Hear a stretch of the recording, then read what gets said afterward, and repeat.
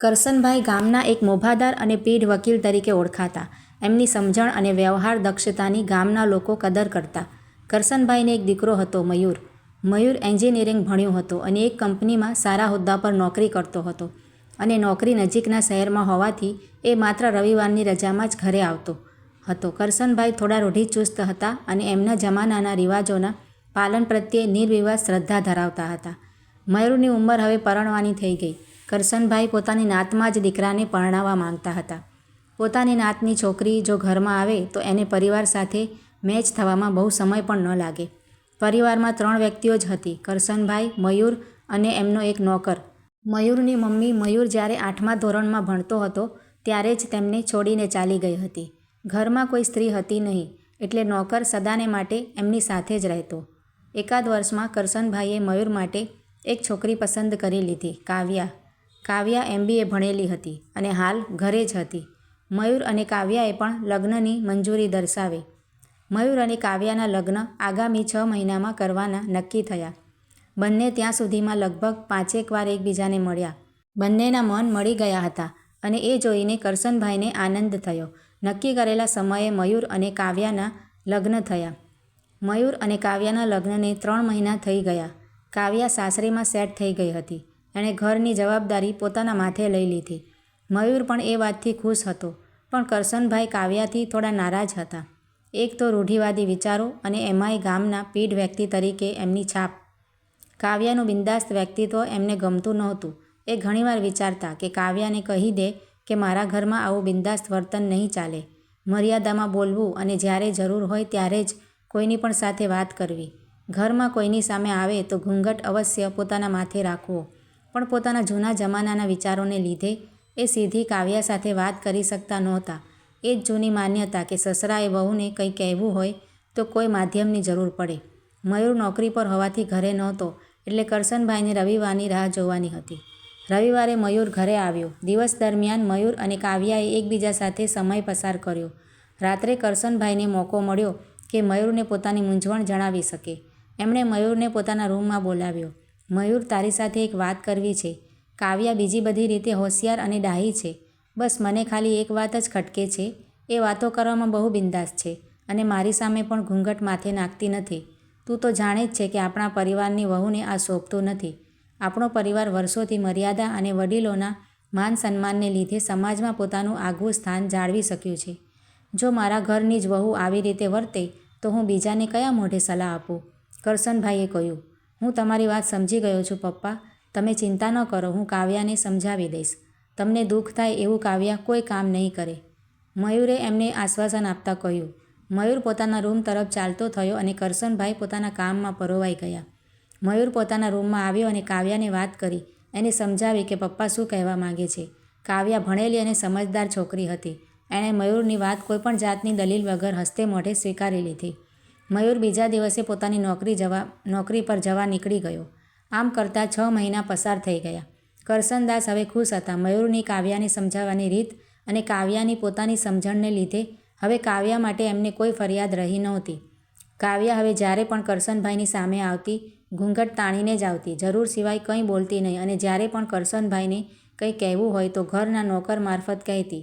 એક દિવસ સવારમાં કરસનભાઈ છાપું લઈને સોફા પર બેઠા હતા અને પોતાની ચાની ચૂસકી લઈ રહ્યા હતા. નોકર બાજુના ગામમાં પોતાના ઘરે ગયો હતો. એ કાવ્યાને 2 કલાકમાં પાછા આવવાનું કહીને ગયો હતો. કાવ્યા એ સમયે રસોડામાં હતી. અચાનક એને બહારથી કાચ તૂટવાનો અવાજ આવ્યો. એ દોડીને બહાર આવી. જેવી એ રસોડાના દરવાજા પાસે આવી કે એની આંખો ફાટી ગઈ અને મોઢામાંથી ચીસ નીકળી ગઈ. કરસનભાઈ સોફા પરથી ગબડીને નીચે પડી ગયા હતા. એમનો ચાનો કપ જમીન પર ટુકડાઓના રૂપમાં એમની આજુબાજુ પડ્યો હતો. કાવ્યા ગભરાઈ ગઈ. પહેલાં તો એણે કરસનભાઈની નાડી તપાસી. શ્વાસ બરાબર ચાલી રહ્યો હતો. એણે ઇમરજન્સી એમ્બ્યુલન્સને ફોન કર્યો. સામેથી જવાબ મળ્યો કે એમ્બ્યુલન્સને આવતા અડધો કલાક થશે. કરસનભાઈ બેભાન અવસ્થામાં સામે પડ્યા હતા. કાવ્યાને મયુરની કહેલી વાત યાદ આવી કે પપ્પાની સામે મર્યાદામાં રહેવાનું, એમની સામે ઘૂંઘટ તાણીને જ જવાનું અને જ્યાં સુધી જરૂર ન હોય ત્યાં સુધી એમની સામે નહીં આવવાનું. કાવ્યાને અંદાજ આવી ગયો હતો કે કરસનભાઈને એટેક આવ્યો છે. એમને કોઈપણ સંજોગોમાં હોસ્પિટલ પહોંચાડવા જરૂરી હતા. એણે બધા જ વિચારો મગજમાંથી ખંખેરી નાખ્યા અને ગાડીની ચાવી લીધી. ગાડીને દરવાજાની એકદમ સામે એવી રીતે લગાવીને પાર્ક કરી કે જેથી ગાડીનો પાછળનો દરવાજો ઘરના દરવાજાની એકદમ સામે હોય. એણે ગાડીનો પાછળનો દરવાજો ખોલ્યો અને કરશનભાઈ તરફ દોડી. એણે કરશનભાઈને પોતાના બંને હાથમાં ઉંચક્યા અને ગાડીની પાછળની સીટમાં બેસાડી દીધા. હજી પણ કરશનભાઈ બેભાન જ હતા. કાવ્યાએ ગાડી ઝડપથી નજીકની હોસ્પિટલમાં લઈ લીધી. ડૉક્ટરોની ટીમે તાત્કાલિક કરશનભાઈની સારવાર શરૂ કરી. એમની સારવાર શરૂ થઈ ત્યારે કાવ્યાએ રાહતનો શ્વાસ લીધો. એણે મયુરને ફોન કર્યો અને જલ્દી હોસ્પિટલ આવવા કહ્યું. મયુર 2 કલાકમાં જ હોસ્પિટલ પહોંચી ગયો. એણે કાવ્યાને પૂછ્યું, પપ્પાને હોસ્પિટલ લાવ્યા કઈ રીતે? એમ્બ્યુલન્સ સમયસર મળી તો ગઈ હતી ને? એમ્બ્યુલન્સને આવતા અડધો કલાક થાય એવું હતું અને નોકર એના ઘરે ગયો હતો. મને કંઈ ખબર પડતી નહોતી કે શું કરું, પણ પપ્પાને બેભાન પડેલા જોયા એટલે બીજું કંઈ વિચાર્યા સિવાય એમને ગાડીમાં પાછળની સીટમાં બેસાડીને અહીં લઈ આવી.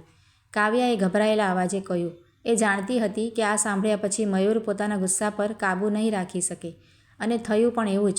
મયુર આ વાત સાંભળીને કાવ્યાથી ખૂબ જ નારાજ થયો અને જાણે એણે કોઈ અપરાધ કર્યો હોય એવી નજરે એની સામે જોવા લાગ્યો. કાવ્યાને મયુર તરફથી આવા જ પ્રત્યુત્તરની આશા હતી. એણે મયુરની મરજી વિરુદ્ધનું કામ કર્યું હતું. એ ચૂપચાપ એક ખૂણામાં જઈને બેસી ગઈ. મયુર પણ હવે ડૉક્ટરના બહાર આવવાની રાહ જોવા લાગ્યો. બીજા 2 કલાક પસાર થઈ ગયા. કરશનભાઈને અંદર લઈ ગયે 4 કલાક થઈ ગયા હતા. ડૉક્ટર બહાર આવ્યા. મયુરે ડૉક્ટરને પૂછ્યું, પપ્પાની તબિયત કેવી છે? ચિંતા કરવાની જરૂર નથી, એમની સ્થિતિ હવે નોર્મલ છે. હું સાંજે એમને જોવા આવીશ. એ સમયે તમે એમને મળી શકશો. ત્યાં સુધી એમને આરામ કરવા દો, ડૉક્ટરે કહ્યું. મયુરે સહમતીમાં માથું હલાવીને હા પાડી અને ડૉક્ટર પોતાની કેબિન તરફ રવાના થઈ ગયા. સાંજે ડૉક્ટર કરશનભાઈને મળવા આવ્યા. સાથે મયુર પણ હતો. ડૉક્ટરે કહ્યું, મયુર, કરશનભાઈની તબિયત હવે સારી છે. 4 દિવસ એમને અહીં ઓબ્ઝર્વેશનમાં રાખીશું. જો કોઈ પ્રોબ્લેમ નહીં હોય તો એમને રજા આપી દઈશું. તમારો આભાર માનું એટલો ઓછો છે ડૉક્ટર સાહેબ.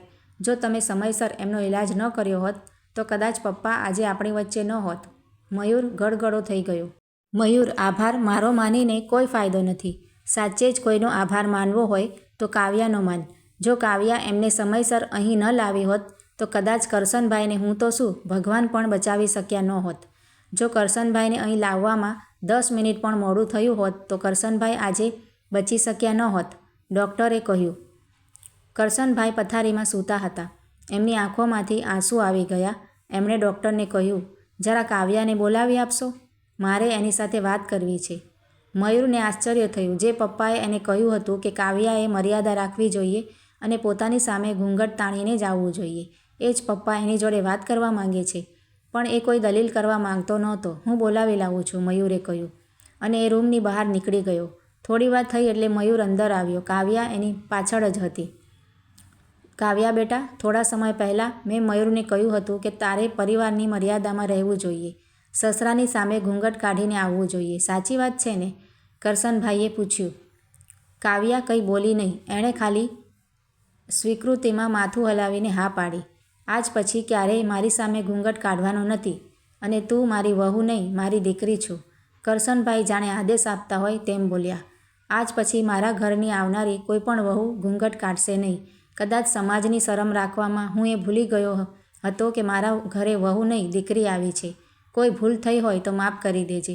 કાવ્યા કંઈ બોલી નહીં. એણે ઘૂંઘટ પણ ઊંચો કર્યો નહીં. બેટા, તું તારા પપ્પાને માફ નહીં કરે? મારે મારી ઘરની લક્ષ્મીના દર્શન કરવા છે. મારી એ ઈચ્છા પૂરી નહીં કરે? કરશનભાઈએ કહ્યું. કાવ્યાએ ઘૂંઘટ ઊંચો કર્યો. એની આંખોમાંથી આંસુની ધાર વહી રહી હતી. કરશનભાઈને જોઈને તો એ ડુસકા જ ભરવા લાગી. બેટા, આજથી તું આઝાદ. એક નારી તરીકેના દરેક હક તને આ તારા પિતા આપી રહ્યા છે. આજ પછી હું તારો સસરો નથી, મને તારા પિતા જ ગણજે. અને આ મયુર જો તને હેરાન કરે તો મને ફરિયાદ કરજે. એને આપણે બંને ભેગા થઈને સીધો કરી દઈશું. કરશનભાઈના મુખ પર સ્મિત આવી ગયું. આ સાંભળીને કાવ્યા પણ હસી પડી. એના મોઢા પર એક આનંદની લાગણી દેખાઈ રહી હતી. કાવ્યા બેટા, આજથી તું વર્ષોથી આપણા પૂર્વજોની ચાલી આવતી ઘૂંઘટ પ્રથામાંથી આઝાદ, આઝાદ, આઝાદ, કરશનભાઈએ આદેશના સ્વરમાં કહ્યું. હોસ્પિટલના રૂમમાં આનંદની લહેર છવાઈ ગઈ. ત્યાં ઊભેલા ડૉક્ટર, મયુર, નર્સ, કાવ્યા અને કરશનભાઈના મોઢા પર હાસ્ય છલકી રહ્યું હતું. મિત્રો, આ વાર્તા તમને કેવી લાગી છે તે કમેન્ટ કરીને જરૂરથી જણાવજો. અને જો સારી લાગી હોય તો વિડીયોને લાઇક, શેર કરીને આવી જ બીજી વાર્તાઓ જોવા માટે મારી આ ચેનલને સબસ્ક્રાઈબ જરૂરથી કરજો. વિડીયો જોવા માટે તમારા બધાનો ખૂબ ખૂબ આભાર માનું છું. Thank you.